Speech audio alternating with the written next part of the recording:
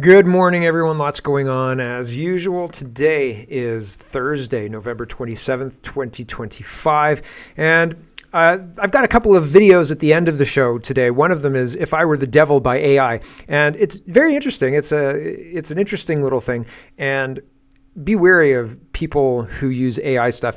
One of the things, the reason I'm telling you this is because I find it interesting. If somebody wrote something down and said, hey, I wrote this and this is what I think, and then read it to you, I mean, if you weren't following them, you would just be like, who cares, right? But if somebody says, AI wrote this, ooh, right? And you're like, ooh, what did AI say now? And then you listen to it and you give it a different kind of level of credibility. And I find that really strange. I find the mental tricks that happen through apps and things like that, like Twitter. You talk to people who have never been your friend, you've never met them in real life, like they're your friends, and they let them impact you like they're your friends, and that's weird. And AI gets all sorts of credibility, but regular human people don't. Weird, right? Super weird. Campbell's soup PR nightmare. Yep, everybody's talking about the engineered meat and bioengineered printed meat in Campbell's soup. Apparently, according to the whistleblower who leaked the executive guy's rant. And I don't know, is that executive guy in the food area of Campbell's? Would he know? How does he know? Is he I heard he was in IT, and I thought, well, he's got access to everything, because if you have an administrator, they have access to everything, all the files and everything within the website, everything. So they've seen it all, right? So who knows? But it seems plausible enough that Campbell's is going to have to prove that their meat is actual meat and not bioengineered sludge or whatever it is. $95 steak at the co-op, according to Jeffrey Rath, and that's interesting. Vivek Ramaswamy in Ohio wants to extend school until 4 p.m. and make it year-round. Ha! So he doesn't want to win, I guess. If you don't follow the WEF plan, they will destroy your economy. And I think that's what we're watching with. They're trying to isolate and destroy Trump's economy, but Trump's economy is driving the world right now. So that's kind of funny. But they're trying to isolate him and replace Trump's economy. Well, replace trade with the United States with trade with Canada and the EU and blah, blah, blah, blah, blah. But I don't think they're serious because, well, their actions don't transfer, right? Like, they say that, but their actions don't, except in Canada. Canada looks like it may not get a trade deal with Donald Trump, but everybody else seems to be signing up or lining up to sign up for a trade deal with Donald Trump. National Guard attack in Washington, and we've got pipeline news and monetary news, lots and lots to get to, so let's get started. First, Ryan says, we live in a country where we've got pipeline news to get us started. We live in a country where people with cushy jobs actively push back against the greater good, or push back against prosperity. People rely on these pipelines for jobs, livelihoods, and the greater good of our economy. This clown yelling about keeping us down. In a normal world, someone like this would be shouted down. Unfortunately, the media has beaten people down to the point that someone like this is celebrated. And somebody saying the truth, like climate change is a hoax and we should stop spending money on it, they're the ones who get shouted down, right? Very, very interesting. This is 38 seconds of the irrelevant NDP leader talking about the pipeline and feeling betrayed. All these people, because the pipeline's maybe going to get pushed through, maybe. Although I'm very skeptical because EB and somebody else are not actually on board, so they may veto it. But are the First Nations, right? So here's the back and forth here. Before he was elected, the Prime Minister claimed to care about the climate crisis and protecting our lands and waters. BC Liberal MPs all said they supported the tanker ban in northern BC. Now we see them stealing pages from the Conservative playbook. Without consulting the Premier of British Columbia or First Nations, Liberals are reversing 50 years of protection for sensitive coastal waters, overriding the law and risking billions of dollars of economic activity. Why are Liberals sacrificing the BC coast and betraying the voters who sent them here? Wait till Elizabeth May realizes what's happened. I'm sure there's been something she's said already. Martin says they're going to kill the pipeline with the consultations. What part of this are Canadians not getting? There will never be another pipeline under this government. Full stop. Enough already, move on. So here's Jonathan Wilkinson, and this is Vasi Kapolis. It's a 5-minute long video. We're not going to watch any of it, but that's what they're going to do. That's the plan. We're just going to kill it with consultations, et cetera, et cetera. It's never going to see the light of day. Don't actually worry, you NDP pearl clutchers. Aaron Gunn, who's an MP, says Mark Carney promised to build Canada strong. Instead, he's hiding behind NDP Premier Dave Eby and refusing to approve a critical pipeline to BC's coast. Only the federal government has the authority to act. Will they step up or sell Canada out again? Maybe. Here's a little bit of this.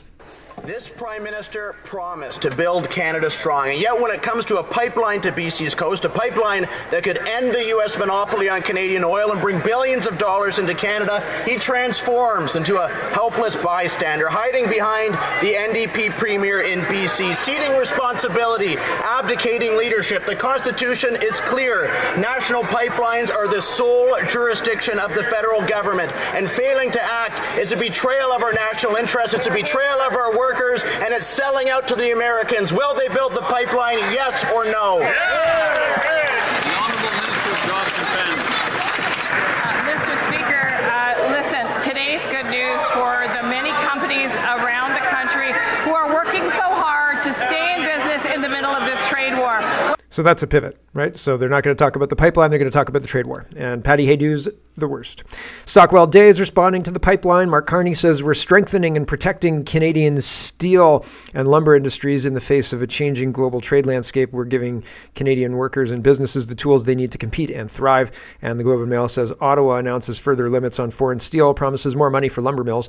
And Stockwell Day is skeptical. He says, sir, yes, smart to use headlines from taxpayer-subsidized media to make your case. And I think you sincerely, but wrongly, feel that the world would be better off without our natural gas and other oil products. So I hope I'm wrong, but I think your pipeline news will fall short. So I don't think it'll actually get built. I don't think actually this is going to do anything for anybody.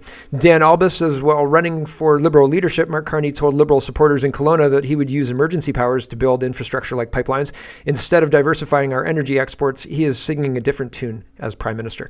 And so here's a video. But yeah, the difference between Carney, the candidate, and Carney, the Prime Minister, vast, massive difference. And he didn't get a deal. He hasn't done anything. He hasn't done anything for anybody. And in fact, he's made things worse. Well, Chrystia Freeland quit on a $43 billion deficit, and Carney said, hold my beer. 43 million or billion. And he said, hold my beer. And he increased it almost double, right? And we're not even done the year yet. Here is Chris Selly. He says, did the Toronto Star really print this? Theo is got a meme here, and this is very telling. They think we're stupid. They think conservatives are stupid. But this comic is Carney walking away from Danielle Smith, and he gave her a box of a pipeline agreement in principle, and she's a child in this image, and he's walking away. He says, no, that's what I call parenting, and Danielle Smith is happy playing with the pipeline deal in principle, and it's never going to get done. But I think it's interesting that the left thinks so little of the right. It's very, very interesting. They think the right are children meant to be managed with platitudes and puzzles and stupid distractions. And they don't want to even engage in an actual conversation because they'll lose. So instead, they denigrate and insult and do stuff like this. And I don't even think it's a particularly good cartoon. I don't know how anybody could look at Mark Carney and what he's done and think to themselves, this guy's somebody who I could get behind. Like, genuinely, I don't know how anybody could look at anything that's happened and think, yeah, man, Canada's doing good. Canada's just terrible. And it's not hard to see how badly we're doing. It's really not. Here is Holly Doan. She says the federal government, this is a grab bag of governance money edition, and Holly Doan says the federal government housing and infrastructure admit they faked a construction site as a backdrop for Prime Minister Mark Carney's promise of faster, smarter home construction. Well, we scooped these guys by months, right? As soon as it happened, people were like, this is fake. The weekend after this was up, this was all torn down. People were saying, this is the empty lot where Carney made the announcement of building houses. Remember those houses that were built there? Gone. Fake. And so, I mean, months later, I guess we find out, yes, confirmed fake. But we knew it was fake. Right? So there you go. Benefits of watching this show. Here's Juno News, asking for me to join. And they say one of Carney's fast-tracked projects stalls after failing to meet conditions. The New Brunswick government confirmed that the Sissons Mine project has failed to meet a single one of the 40 conditions required for approval and would not be moving forward immediately. So we're not moving forward immediately with the Sissons Mine thing. That's pretty wild. The 40 conditions, it didn't meet any of them? All right. Sounds good. Sounds like a good way to placate people and make them think that they have a pathway to a final project. And when they start work and, start doing all the stuff that would be what you would do if you actually did have one of these projects going. And then they say, oh, sorry, shucks, we don't have the approvals yet. You just got to wait. And it's just a way to stall and demoralize too.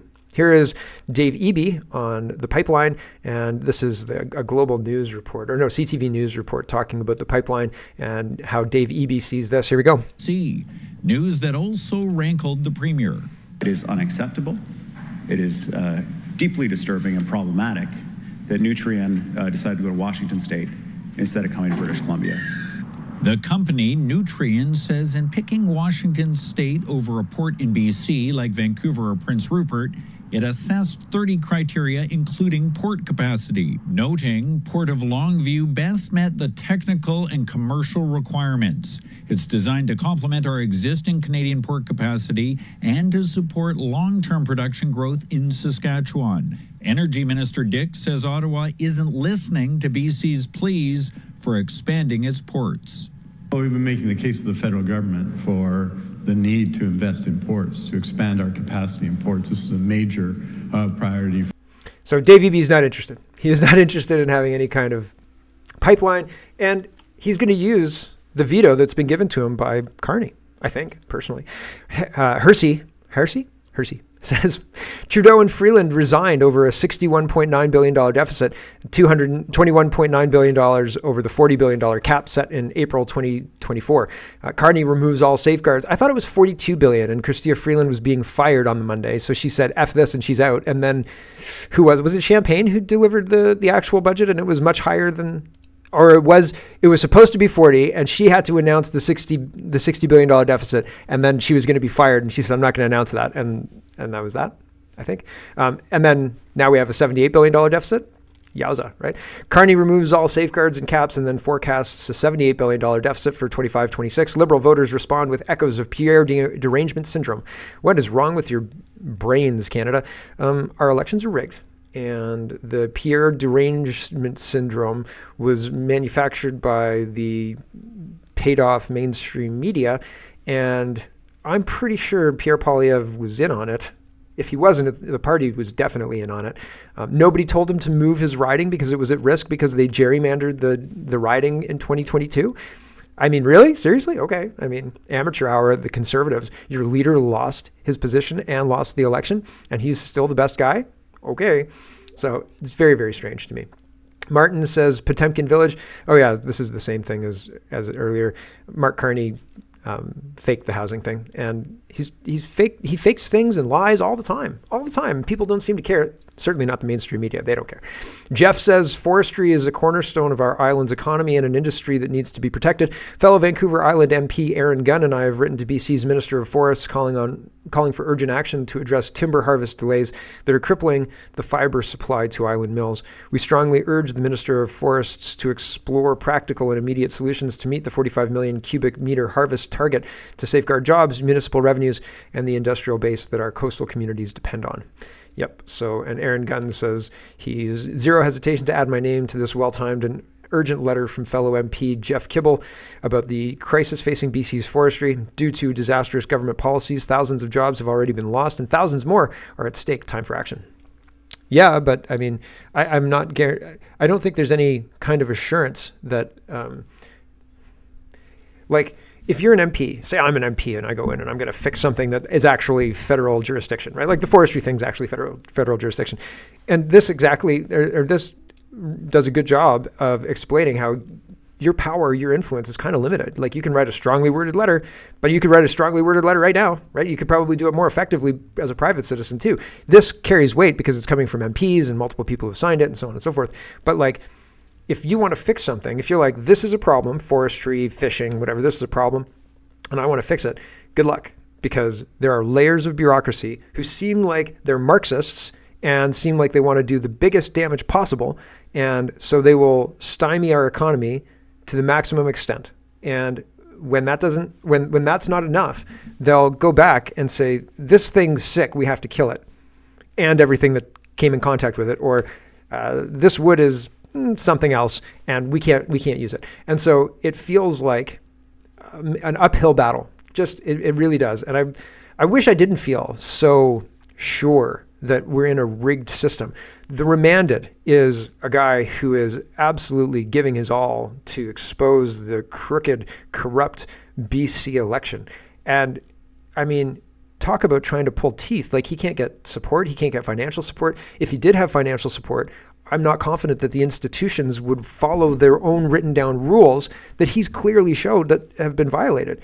And I don't know what to tell him. Like, it's terrible. It's terrible because, like, you've got an apathetic public that is apathetic on purpose, driven by the media's encouragement to remain apathetic to politics. Why does the media want people to remain apathetic to politics? Because if people talked and cared about politics, then something might change. But if people are not allowed to talk about politics because it's uncomfortable, then nothing will change. And you can talk about sports because, that player in the Blue Jays definitely should have made that catch. Most people would agree with that, right? But if you say the Prime Minister of Canada definitely shouldn't be doing that, then the whole room might be like, right? Like letting in migrants, shouldn't be doing that. Paying for drugs, shouldn't be doing that, right? And people get upset. And enough people get upset that nobody brings it up, right? Because, we might start talking about Trump and that's not good either, right? And people get upset. And so in that way, we are limited from being able, if you can't talk about your grievances, if you can't talk about the problem, well, it's like Billy Bixby's dragon, right? If you just say Billy Bixby's problem, it's the same thing. And the problem grows and the problem grows and the problem grows. And if you say, Mom, there's a dragon problem, and Mom says, there's no dragon, no problem, then the problem gets bigger and nobody solves it. And that's what's happening. It's the same thing. It just continues to get worse and worse and worse, and nobody addresses it because, nobody's going to address it until the problem is bigger than the house, proverbially. And I mean, for the economy, the problem is bigger than the house, right? The borrowing is bigger than the GDP, right? We are broke, and our government says we've balanced the operating budget and we're going to spend more, baby. So isn't that weird? Isn't that super weird? And people don't think in these terms. They just don't think in these terms. And they think, truthfully, honestly, I think most people, this is like a big mushy middle thing, but like a big majority of people, I would say 40%, think the government doesn't want to hurt us. They'd never do anything that would hurt us. So like, I generally trust the government. They're doing an okay job. They do their best. And there's headwinds and this and that. And they wouldn't actually actively try and hurt us. And that kind of attitude is going to get us killed. Like, damn it. I hope I'm wrong about that. The Real Mr. Bench says, listen to this video of welfare in the Bronx in New York City. So they're trying to use this. It's like, I saw a video years ago, maybe a year ago, 2 years ago. I think it was during COVID. And he said, basically, they're trying to use the same model as the reserve model. They want everybody on reserves. They want to be able to tell you where you can live. They want to be able to tell you where, what to do, where to go, blah, blah, blah, blah, blah. And the way they do this is by giving you money, right? Here you go, because they buy your compliance with their money. We knew this. We've known this since the 70s, okay? Before. Here we go. In this public housing project in the Bronx, New York, 3/4 of the families are now receiving welfare payments. The people who get on welfare lose their human independence and feeling of dignity. They become subject to the dictates and whims of their welfare supervisor, who can tell them whether they can live here or there, whether they may put in a telephone, what they may do with their lives. They're treated like children, not like responsible adults. And they're trapped in the system. Maybe a job comes up that looks better than welfare, but they're afraid to take it, because if they lose it after a few months, it may be 6 months or 9 months before they can get back onto welfare. And as a result, this becomes a self-perpetuating cycle, rather than simply a temporary state of affairs. In this public housing project in the Bronx, New York. There you go. So not great, right? Buying money buys access for the government. And access from who? Middle managers who manage the money. Scary stuff, man. It's scary. It's very, very terrifying. I wish it wasn't so, but it sure is. Camus says, meet Jordan Roxham, one of the World Economic Forum's rotating casts of certified doomsday prophets. They keep several on retainer: Roxton, Thunberg, Al Gore, Gutierrez, Same script, different faces, new panic season every year, so everybody gets their day in the sun, right? His latest WEF adjacent performance, 2024, was the most socially and economically costly year in human history, in human experience on planet Earth. Pause, breathe that in. I just don't think so. Like, the Holodomor happened, right? How many people died during that? 2 world wars happened, but 2024 was super bad, yo. Give me a break. Give me a break. Come on. Like, I just don't believe it. And I don't believe these ideas that people are saying, like, oh, it's the hottest year in ever on record and stuff. I don't believe all of your data is kind of iffy. It's kind of hinky, right? Like, you backfill data to make the spike in temperature now seem worse compared to the past, but we didn't have that data. You're just extrapolating data out. So, like, I don't believe it. And so it's interesting. It's interesting how much people are fed pablum to distract them. Scott Moe, let's talk about governance. I should say goodbye to the stream. Yeah, if you want the rest of the show, head over to CanadaPoly.com. This is the end of the stream show, and unfortunately, I can't do live streams for the paid version, unfortunately, but oh well. If you want the whole show, head over to CanadaPoly.com.